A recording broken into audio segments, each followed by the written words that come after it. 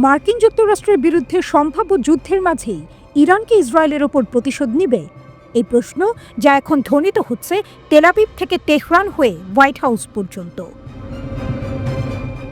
আতঙ্ক এমন এক ছায়ার নাম যা ধীরে ধীরে ঢেকে দিচ্ছে তেল আবিবের আকাশ।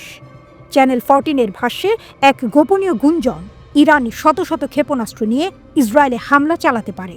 একটি সম্ভাবনা নয়, এক আশঙ্কা নয়, এ যেন সময়ের বুক চিরে এগিয়ে আসা অনিবার্যতা। ইরান ও যুক্তরাষ্ট্রের মধ্যে যুদ্ধের মেঘ ক্রমশ ঘনীভূত। উত্তপ্ত বালুর দেশের বুকে তৈরি হচ্ছে এক অদৃশ্য রণক্ষেত্র, এবং সেই পটভূমিতে ইসরায়েল এখন তৈরি করছে আত্মরক্ষার বর্ম।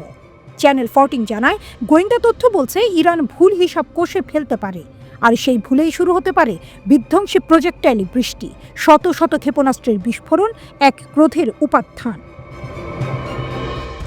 ইসরায়েল এখন দাঁড়িয়ে আছে এমন এক বাঁকে যেখানে উচ্চ সতর্কতা শব্দটা এক জাতীয় মন্ত্র। সূত্র বলছে, কেউ জানে না ট্রাম্প আক্রমণ চালাতে চান নাকি ইরানের সাথে কোনো চুক্তিতে পৌঁছাতে চান। এ এক অনিশ্চয়তার খেলা যেখানে কূটনীতির কুশলী হাত আর কামানের জবাব একই মঞ্চে অপেক্ষমান। নেতানিয়াহুর ওয়াশিংটন সফরের পেছনে মূল বিষয় হলো মার্কিন যুক্তরাষ্ট্র এবং ইসরায়েলকে এই সংকটে এক সূত্রে বাঁধা। মাত্র 6 সপ্তাহ, এই সময়ের মধ্যেই বন্ধ হয়ে যাবে পারমাণবিক চুক্তির কূটনৈতিক জানালা। ফলাফল অনিশ্চিত, কিন্তু ইতিহাস জানে যখন দ্বার বন্ধ হয় তখন যুদ্ধ শুরু হয়। তাই যুক্তরাষ্ট্র বছরের পর বছর ধরে অস্ত্র জমিয়েছে মধ্যপ্রাচ্যের বুক জুড়ে, কিন্তু প্রথম যে আগুন ছিটকে পড়বে তা ইসরায়েলের বুকেই। কারণ তেহরান জানিয়ে দিয়েছে স্পষ্টভাবে, ইসরায়েলকে এর মাসুল দিতে হবে।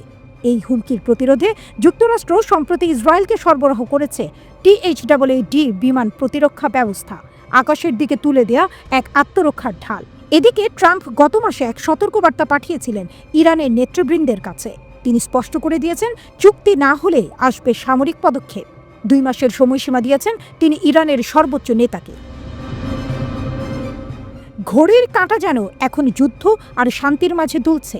চ্যানেল 14-কে এক ইসরায়েলি কর্মকর্তা বলেন, সবকিছুই টেবিলে আছে। গত বছর এপ্রিল এবং অক্টোবরে ইরান সরাসরি ক্ষেপণাস্ত্র নিক্ষেপ করেছিল ইসরায়েলের দিকে। সেই আক্রমণগুলো বেশিরভাগই প্রতিহত হয় যুক্তরাষ্ট্র ও মিত্রদের সহায়তায়। কিন্তু প্রতিক্রিয়ায় ইসরায়েল 26 অক্টোবর পাল্টা আঘাত হানে, ধ্বংস করে ইরানের গুরুত্বপূর্ণ বিমান প্রতিরক্ষা ইউনিট।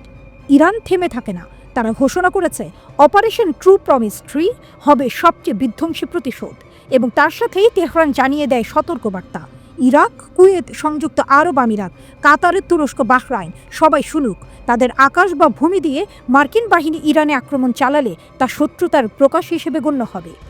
এখন ইরানের সর্বোচ্চ নেতা আয়াতুল্লাহ খামেনি দেশের প্রতিটি বাহিনীকে রেখেছেন উচ্চ সতর্কতায়।